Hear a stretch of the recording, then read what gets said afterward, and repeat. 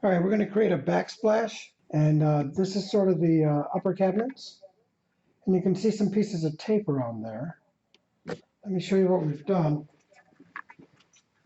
In order to shoot this, you have to be able to hit the top of this, the sides, the tops of these, to get those lines to come over. So what we do instead is we take this as part of your template markers, and this is exactly 2 inches. So we put tape around, and we mark 2 inches offset all along the perimeter. This is marked down directly from the wall, from this side here. And the same thing here. This is marked directly down from here using a 6-foot level. So that gives us a complete outline of the template that we're going to use for Backsplash.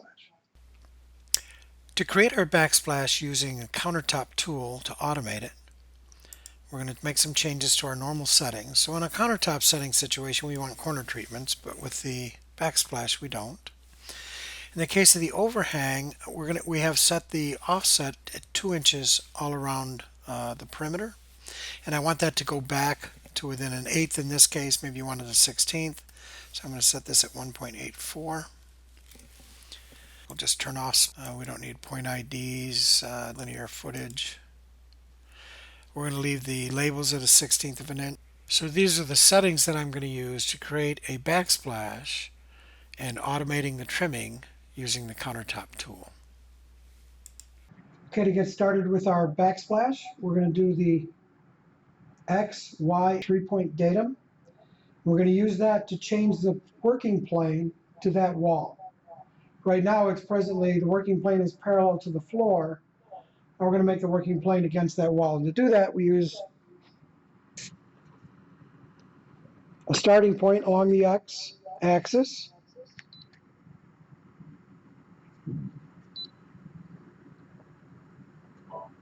a direction point along the X axis,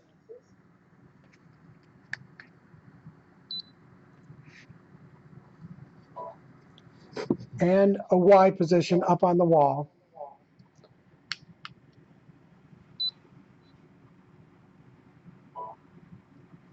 And now you can see our datum processing was completed successfully.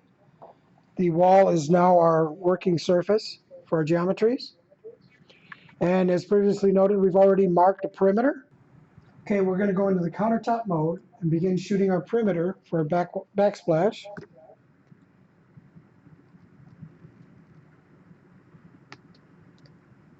And we're going to shoot clockwise.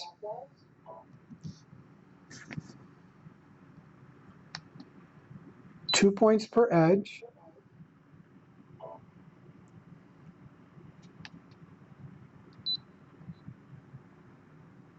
And just like in countertops, we want to make sure that there's a sharp enough angle between the different directions of the surface of the perimeter, more than a 5-degree difference.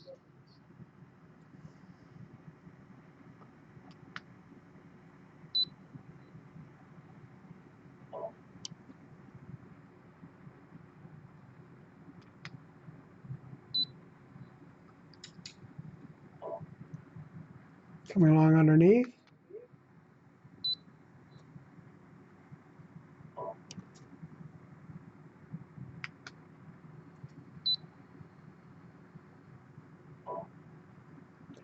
This is the arbitrary line coming down from the outer edge of the cabinet.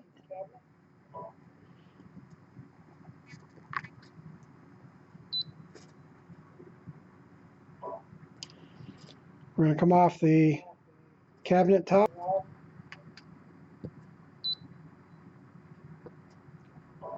The mark on the wall behind the cabinets.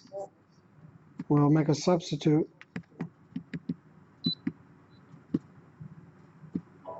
We'll have to add an extra 1 1/4 inches to cover our countertop.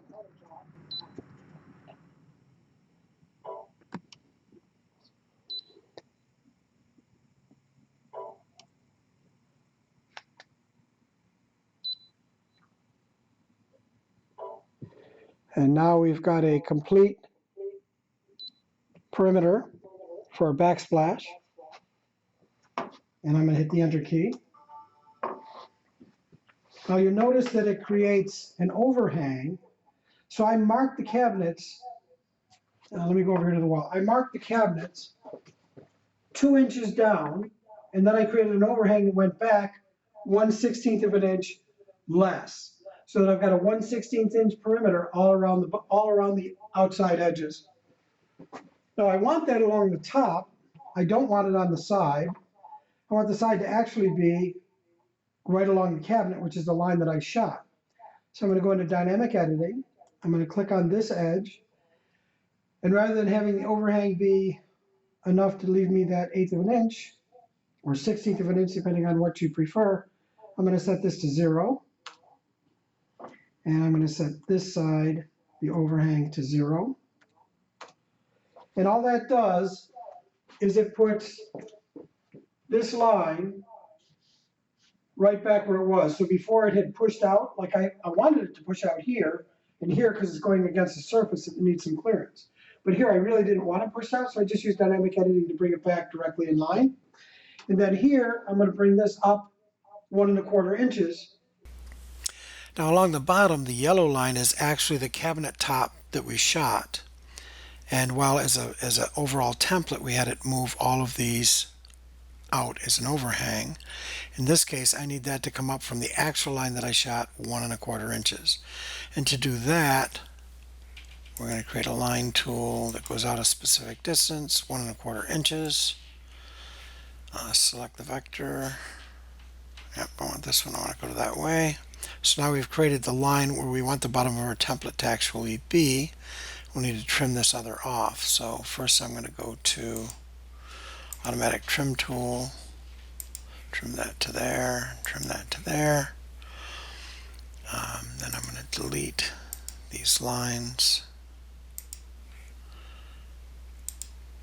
And to get rid of these 2 lines, I'm going to go to another trim tool. I'm going to trim this to that. I'm going to trim this to that.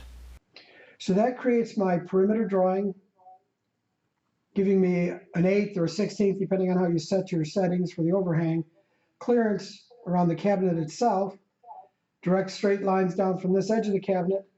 Now, if you'll notice on the wall, I also have a light switch underneath both of the long cabinets.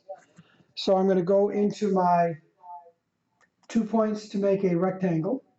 I'm going to shoot one end of this rectangle and the other opposite corner.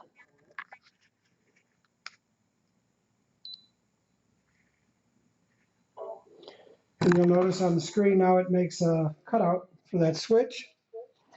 And I'm going to go over to this one and do the first corner. Then I'm going to do the opposite corner, shoot that point.